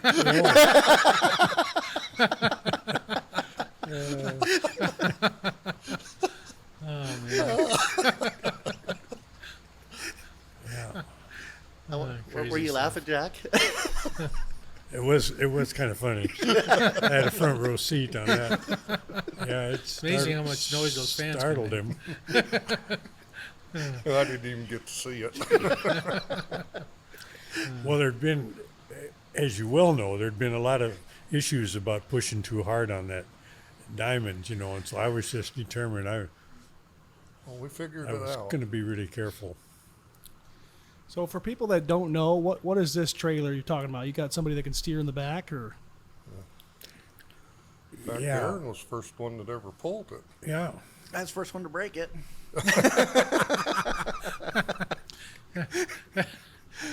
That was a pretty stressful time. Yeah. That particular trailer had a platform there with the steering controls that a person would actually ride on it. okay, And then the big Aspens, when we got them, that had basically a remote controller, so Yeah. there wasn't anywhere to ride on it. But So- on that diamond, it was made to have a guy standing back there. Them trailers steering. are so long. I think we're 160 foot with that diamond trailer. okay. With that, Yeah. Was that an Fully enclosed stretched cab out. that the? no. No. So you're out in the element. Mm-hmm. Yeah, it wasn't really intended to do it for long periods of time, but there was a trailer one time that we had. I got pictures Do of you it. remember the old that old yellow trailer? I steered that from Valdez to Prudhoe a couple of times. It had a cabinet run from Yeah, a side little to suicide side. cab. Yeah. Yeah, we got a bunch of pictures of that. I think they came from Mike Scheidler, but we got a bunch of pictures Okay. from one of them trips with that. Yeah. And that was that a wasn't that a Okay. Linden load? Yeah. So back when that equipment first came up, we had two trailers, had that one and then a Columbia lowboy. And I remember I'm guessing the pictures you got from Mike probably had something to do with that, because I think Sherry was piloting and I was working at transport then, and we hauled a generator and a turbine up to Caperic, and I think and they loaded out here in Fairbanks. I'm just guessing that that's what those pictures are part of, and and I had kind of evolved into some of their heavy haul projects back in the mid '80s there, and so I pulled the turbine, and then I think they put the generator on that yellow. Well, it was an old power and light transformer hauler, I think. They put that on there, so that was kind of a whole experience. But later on, we used it for some other things, and that's when I ultimately got to steer the back of it. That truck's sitting in Peruto at Frontier Corner. Oh, the old Kenworth. Yeah. So are you steering this the whole entire trip or just for certain sections? Well, as I recall about that particular trailer, it had two ways to steer the back end, and that you could steer it manually. You could pin it up to where it would follow automatically, but because I don't remember the exact reasons, but there was the cab, there was a steering wheel, but it was hydraulic, and it didn't really center well. And we found it easier. So the way it was steered, alternatively, that steered different sets of axles, if I remember correctly, but it was like picture like a hoist control, up, down, Oh wow. and because it was so hard to at any kind of speed, and I'm not talking much speed, over 10 mile an hour, that we found it easier to steer with the push button control, and so it was like constantly steering the back end of the trailer with the push button control. Once we found out the steering wheel was a lot more. It was, like I said, it was real hard to center, so you're doing a lot of weaving around, where the push button control was a lot easier to make fine adjustments. So yeah, set back there from side to side with a remote control, basically. So was that heated back there on the back? It was. They even so much as put an air filter on the cab, Wow. as I recall. But yeah, it was heated. It wasn't warm, but it was at least wasn't frigid either, as I remember. But that was a whole interesting experience. Yeah. Huh. Yeah, I've been. Well, we can show you them pictures later. We got them on here. Yeah. I think it's on this computer, I think. But Yeah. it was just interesting to look at all that and me try to. I was Yeah. never around for that. So. Yeah, and when that was Didn't want to be. yeah, that was pre. Let's see. That had to be. I'm trying to remember, like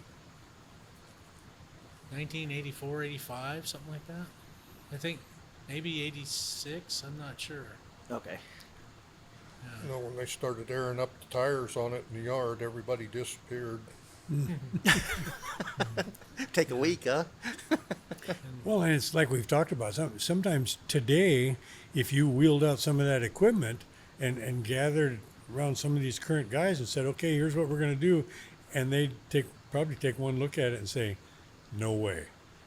And if the truck you gave them was a 335 or a 350 with a 5 and a 4 and no lockers, forget it. I'm not interested. And I wouldn't be either these days. But yeah, it's just how everything has evolved. It's amazing the difference in equipment alone these days. And then the road's better and all of that.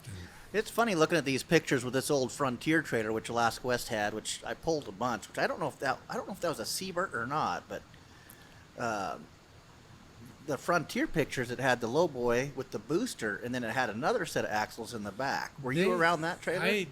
Well, that was, I think, the Seabird, but they had, if only, what I know is talking to Neen, in the past, that Frontier had rigged up some extra axles on it to move a load that they had, and I think I want to say they somehow rigged a steerable axle on it. Yep. From one of the steering dollies. Yeah, it looked like something off an old pipe dolly, but Yeah, they I kind think of that's what they did. looked like they kind of shimmed it up to put it on the back of the booster. So I think that speaks to a bit of history. What Jack was just touching on is that back in the, pipeline days, they moved things on 7 axles, and it was okay then. Mm-hmm. And with much less, like I say, the no lockers, that sort of thing. But they didn't have as many axles. And when the trailer that we were talking about, when the advent of that, somewhere in the 80s, then the bridge issues became more and more prevalent, and that's when more multi-axle equipment started appearing, and that's how it came about. And I think that original trip we moved out of Fairbanks, I think you didn't have to steer that yellow trailer so much because it was still short coupled. Later on, when we stretched it out further and put longer loads on it, then it required more steering.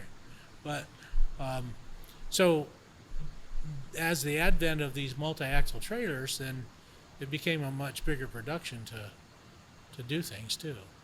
Huh. Yeah, it's neat to look at some of that stuff.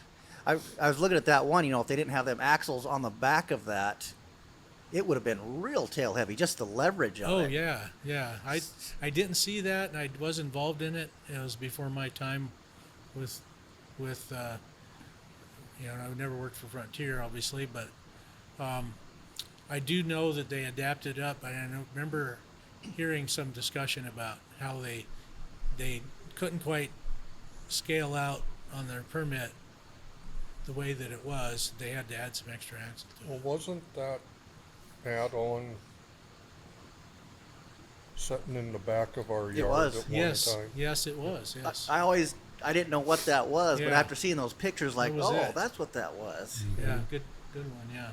But yeah, we've actually got some videos of that. They took some videos of leaving Valdez with that trailer, so Yeah. I've been relearning how to digitize VHS tapes. That old girl's toast now, Oh, really? sitting in Burrito. One whole frame rail looks like they tried to side load something on it. And you're talking about One more thing that didn't work, huh? I don't know. I think I called you asking you who owned Yeah, I it. think you did. Yeah. Yeah. But, That. we were looking at maybe trying to find the owner and buying it until the snow got off of it, and we looked at it and went, Yeah.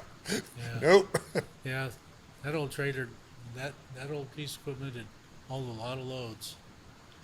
Yeah, I remember I unloaded a crane one time, and they ended up side unloading it. It's like I'd done that stuff before, but I never really was trained properly on doing that. I remember because there's a bunch of pictures showed up with that, and you were questioning me on that, and it was like, Yeah, it's a challenge because like if you were hauling, I remember we hauled the Bucyrus, I think, drag line with it several times. Yeah, and- Jim McBride's old 61B, you Yeah. moved that. I think, I moved it didn't quite a you? few Yeah. times. They had to side load that one, I know. Yeah. Yeah, Jim was pretty good usually about making sure it had some gravel ramps and everything. But if you Yeah. didn't have some ramps to kind of get up on, it made it pretty tough. this was another brand. It was a little bit heavier. That thing weighed about 200,000, and we were out there at Eielson. They wanted to unload it right there off the main road Oh. over there by the gravel Right. pit, Yeah, I and it did was that like, I'd almost forgot about that. yeah, and I ended up dropping the whole thing on the ground, and I blocked it up and shimmed everything up, and I don't know. The trailer was still okay afterwards. It lived to work another day. Yeah, that trailer was probably. It puts a lot of strain on the fifth wheel pins and goosenecks. Yeah. That's in the past, I guess. Yeah. I gotta ask Steve this question. Have you ever? Maybe I should ask JD actually first. You ever slid off any of these hills? Have I what? Slid backwards? No. You So liar. they have a little memory issue. I remember hearing about it on the ice cut one time. We bought STR out last West did, and we got these light 2-axle bulkers. Dave Church and I head north. He's got a tanker, and I got this light 2-axle bulker. And he goes, well, I'm chaining up at the bottom of the shelf. I said, I'm not. I said, no way. I said, I'm going to blow this thing. Went up there, made the first corner, just got straightened out good. That truck didn't stop going forward before it was going backwards. And it slid down up against the guardrail. Well, Dave's got the mic on his company radio keyed, and he's laughing. And I open my door and I step out, and I just step out on the guardrail. I'm only about this far away from it. Looking at that and go, man, I'll go around the other side. I'll chain the other side up, get away from this guardrail, and then finish chaining up. Well, I'm standing there on the guardrail. Not a problem anymore. Truck took off again. Oh, man. And I could just hear Dave laughing louder and louder over the radio as the truck just went down and went right up to the shoulder and stopped. Oh, man. That was pretty comical hearing him laugh as the truck was going down. Yeah. It was getting fainter and fainter, huh? Yeah. I'm just sitting there going, well, there goes my new truck. So you probably should have stopped and chained up, huh? I probably should have. Was that some wisdom that was trying to tell you he was going to chain up? And That was the wisdom. How about you, Steve? I was hoping you were just going to move on. I thought we covered that subject pretty well. Well, yeah, I could think of a few times I've Pick the best one. Yeah, I think probably the best one was. I'm trying to do this without mentioning company names or anything like that. But in any case, he used to. I remember one time when I was first, getting kind of indoctrinated to sliding backwards. I think I was on South and Coldfoot Hill, and I think it was Coldfoot Hill, and when you get where you suddenly start seeing these front end tire tracks in front of you, and you're moving back so slow that you really don't realize you're going backwards, and then you see your front tire tracks, and it's kind of clues you in. But I think it's like, oh, I am moving, just not the right way. Oh, somebody else made it a little farther. Exactly. I do remember one time that really sticks in my mind is that you were talking about the old Happy Man, and we used to haul fuel from pump 6 to pump 7. And the thing is, I think to keep, to let this being a learning point for others listening is that, conditions change pretty quickly sometimes, and it might start out in the morning being kind of cool, and you can have 5 or 6 trucks go ahead of you, which in that particular case was the guys that were ahead of me, not, some of them an hour, 45 minutes or whatever, half hour. So there was a progression of guys going south doing the same thing. Well, they all made it up, and then I come along, and I'm in a 5-axle truck and 4-axle pup, and we're maxed out.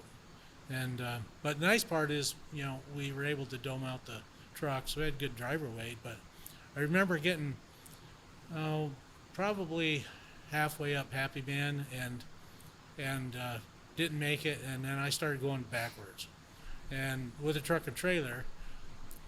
And it wasn't anything to do with my skill.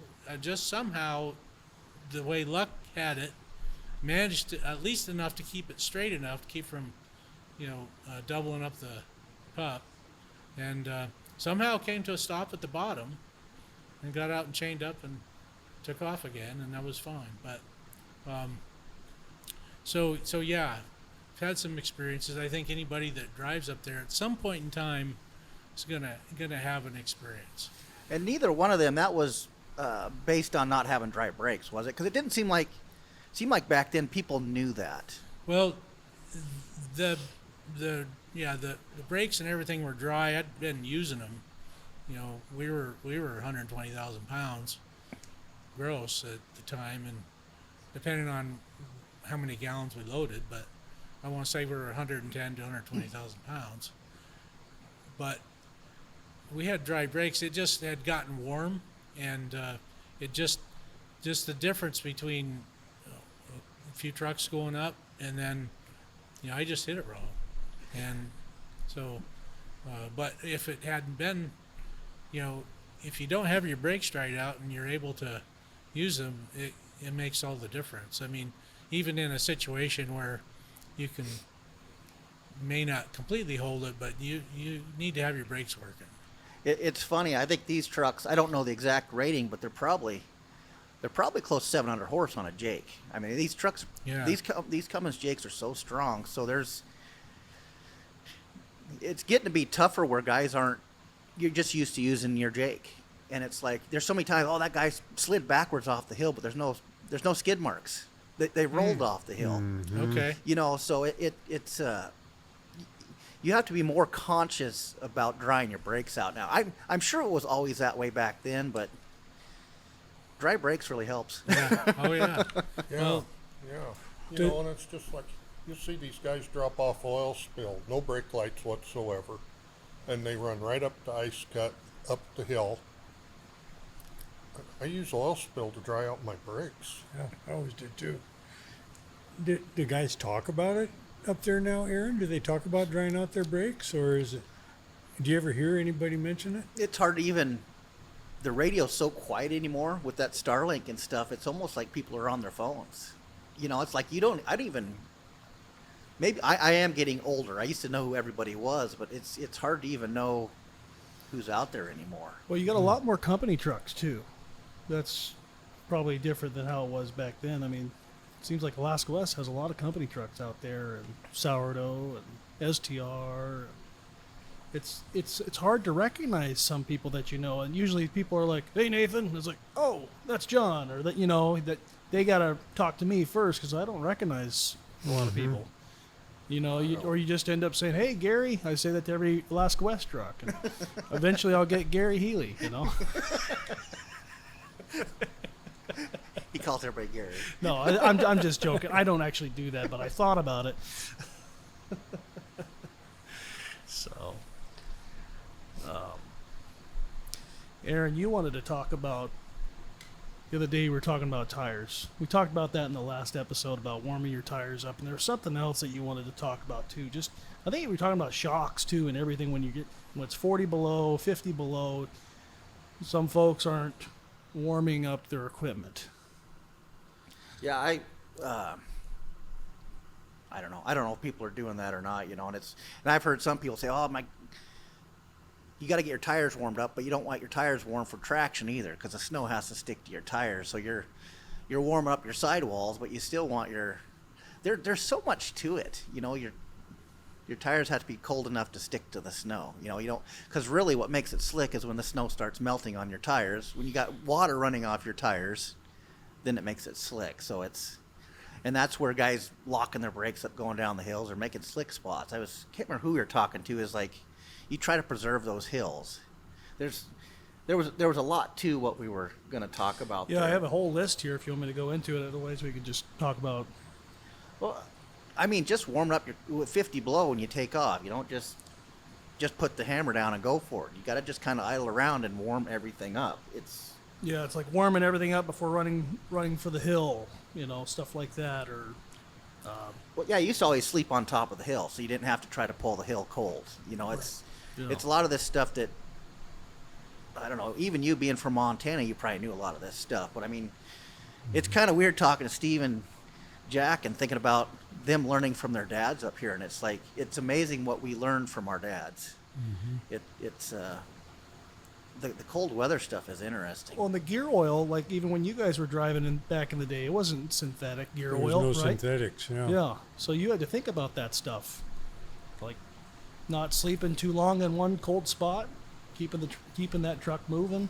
There were times at Hess Creek during the pipeline when there was a lot of times that hill was blocked, and so there'd be a line of trucks all down through the bottom, and it'd be 50 below down there. And boy, about every hour the line would move forward and back.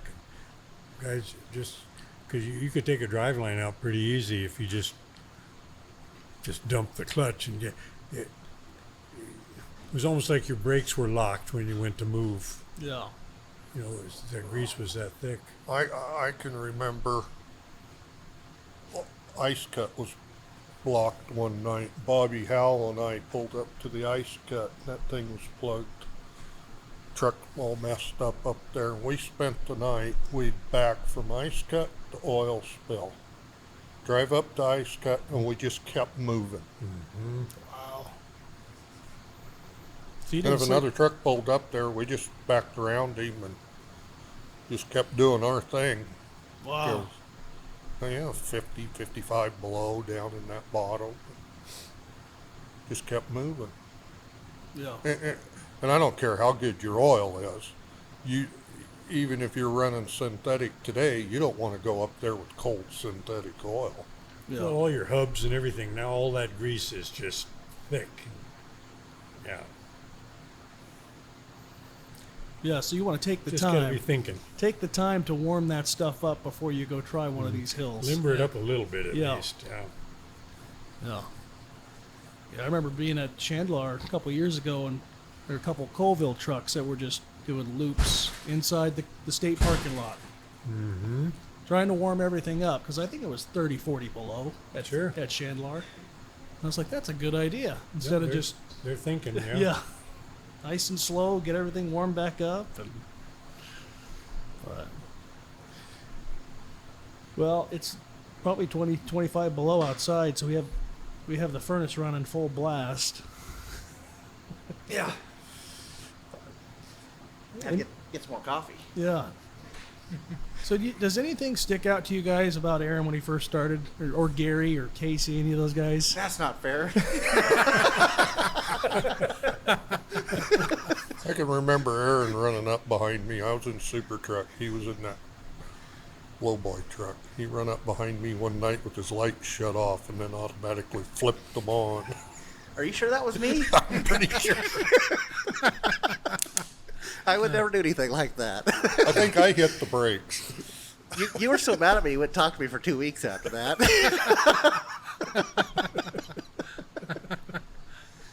It must have been a full moon that night, huh? It was pretty bright. I would not recommend that. That would not have been one of the things you learned from your dad, probably, huh? Maybe.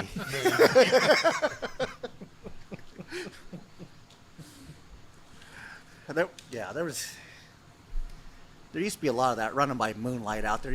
Sometimes going through the blows, you could do that too. You know, it's like you could shut your lights off and it'd be easier. But these new trucks, you can't even shut the headlights off anymore. Once the parking brake's released, the headlights are on. Really? So Even some of the big lights now, it's like I turn them off in some of the blows because you can see better with just your headlights. You know, it's so with the ones up top, you're just seeing all that snow and the wind. You know, the wind blowing the snow. those are easier for my eyes. Everybody's eyes are different in them blows. Yeah. Yeah, this last week or so, I've had my head out the window quite a bit, just looking out the side window, and that's not much fun. You start getting all that moisture in the truck. Used to do pretty good in them. Anymore, I don't want to do good in them, so I just don't go. Yeah, it's not near as much fun as it used to be for me, but it's you have to know when you can't just give up when the weather gets bad, but you have to know when you can go. That's where the experience comes in. Mm-hmm. And one thing I noticed just in Prudhoe there, I'll watch these guys leave Prudhoe, and it's just nasty. Nobody with them. By themselves. Yeah, we used to wait till a bunch of us would all go together, remember? If we had to go. I always like the right group of people. Well, yeah, you want to pick your group, yeah. Yeah, they have to be willing to work if you get into a situation out there. I used to carry 2 shovels with me because I broke a handle on one time. It's like I don't want to be without my shovel, but really I don't want to be where I need a shovel anymore. I did. No, I won't say it. JD, can you come just a little closer to that microphone? How close? I mean, you can still lean back, but just come closer to the table. That way, yeah. Because I'm sure you got some more good stories for us. Well, you don't want to miss nothing from Walking Bird. Is that your CB handle? You had to know that was going to come out at some point, didn't you? What's the story behind that? Yeah, how did that start? Bobby Mason. Remember Bobby Mason? I do. I started calling him Two Belly. He stole my shoes one night at the bottom of Adigan Pass. I thought my door opened. I got up and looked around. I didn't see nothing, nobody around. And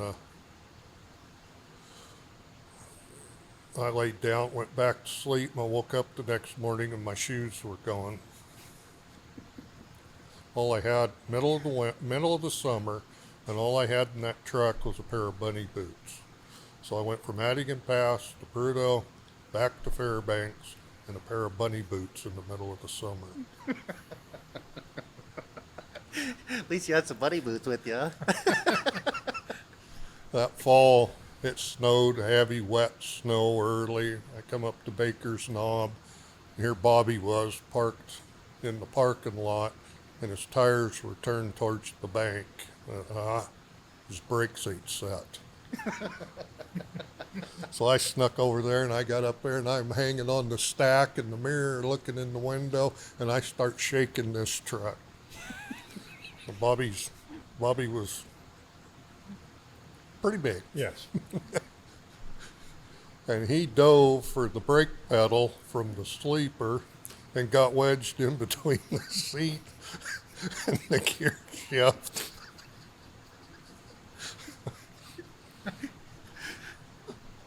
And that's kind of where that name came from. He got his brakes set, though, right? Uh-huh. I said he got his brakes set, right? Yeah. Yeah. So, would you have rather have worn those bunny boots or flip flops if you had them? I don't wear flip-flops. Oh, okay. Period. I just thought I'd ask. I know some truckers out there wear flip flops. Maybe not up here, but Yeah, and I always wonder about guys like that. Well, I tell you, or what about shorts? You ever wear shorts driving up there? I wouldn't. I know a lot of guys do. I don't even wear shorts on vacation.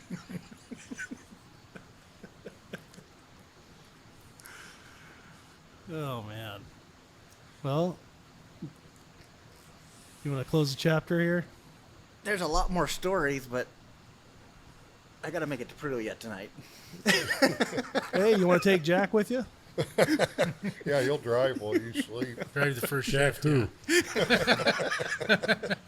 Oh, not this one. No. Hey, so I heard an interesting thing about you, Jack. Oh, no. Nickname, B-Jax. Is that true? Oh, it's Ajax and Bjax, is what Dave Smallwood said. Or A Jack. I just always went by JB. Yeah. Maybe it was A Jack and B Jack. Because you were the second Jack. Well, Gail McCormick was the one that kind of started the Ajax thing, so he was working his way through all the different options there, and Jack Allen, he kind of took to the Ajax thing. He kind of liked that, and Gail kind of goes down the list, and he said JB, and I said, yeah, that's all right. So that he was the one that started And that was always on your sleeper, wasn't it? Yeah. I vaguely remember that. Yeah. I got him good one day. The gal that worked at Coldfoot that he was dating, what was her name? That was Maryland, I think, wasn't it?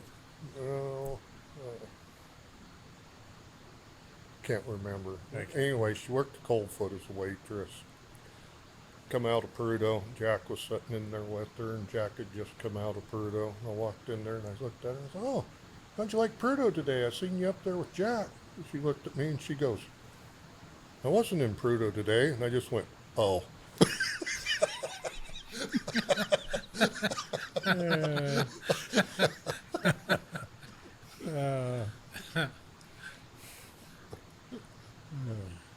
Wasn't nobody with him. Do you guys have any good stories about Coltfoot?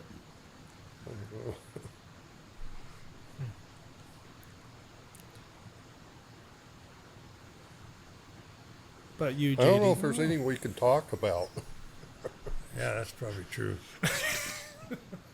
I remember a few times those camera crews for Ice Road Truckers doing some shenanigans, rocking trucks and stuff in the parking lot there. Really? But then when that came out on TV, it was, oh, we don't know if we're going to make it across the ice or not. And they always got the bubbling sound cameras under the ice and the water's. Yeah, they were doing that right in the parking lot. Really? Rocking the truck and how rough it is going across the ice. I remember back when first started, I think Dick Mackey sold hamburgers out of the back of a bus there originally, didn't he? That was served people had a bus set up to. I vaguely remember it, but I remember being there, and they didn't have what they have to, eventually established when it started out. We've been reading Dick Mackey's book there, and he was impressive to pull that off, to be stubborn enough and tough enough to do that in that cold climate. That's Yep. I mean, just trying to keep the place warm when it was cold, and I can't remember all the different. You probably remember some of the stories better than I do, but Dick Mackey was pretty tough to put that. Oh yeah. Keep that going. I think that's what's interesting about you talk about times previous. I think that the right personalities, the right people coming along, that and a certain amount of grit and toughness. That's what a lot of this country is built on. Yeah. And yeah. He even hauled his own groceries. That's right. That's right. Yeah, we got Good point. a few pictures of that too. Yeah. It's funny. Dwight Busby has that truck, and I heard Mervin has that box that was on that. Wow. So. And Dick Weiss run the wrecker there for, Quite a while. Yeah. What are you there? yeah. Yeah. So, Jack, do you think you could beat JD in an arm wrestling match? Probably not. That would be He's young. He's still young. He talks old sometimes, but But you got to remember, old man strength, right? yeah. That's That why is- JD's scared. like they say, old age beats youth and enthusiasm every time. Well, on that note, should we close it down, Aaron? All right, thank you guys for coming in, and appreciate you guys talking. and Thanks for this was having us. fun. Let's Enjoyed it. do it again sometime.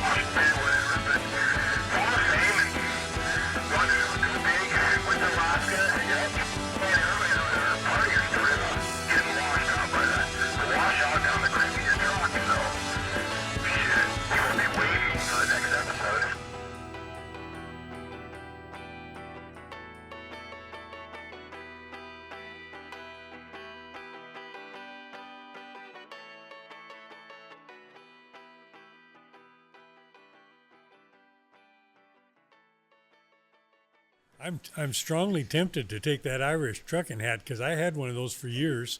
I can't It goes believe back Casey a long left way. that. And let Casey, I'd send him a picture and say, hey, look what I got. And We should take a picture of you wearing that hat. probably should. Actually, do you want to be wearing that hat during the interview? Maybe not during the interview, but Oh, man, that would be great. Anything to rattle that kid's chain a little bit. I was impressed they left that here. You I remember? was too. You remember when Casey was pulling me on them silo moves? Oh, yes. He had that blue Pete that was jacked up to. We're going up Thompson Pass. I'm looking at my speedometer. I mean, we're doing 45 mile an hour up there where we should be doing 25. I'm looking at the back of Casey's sleeper, and that truck is torqued so much that the Front wheel's about to come off the ground. the rivet cap around the sleeper was disappeared below the headache rack on one side and plumb above it on the other side. Finally, I said, Casey, you need to back off a little bit, or because I don't want to have to push you up the hill too.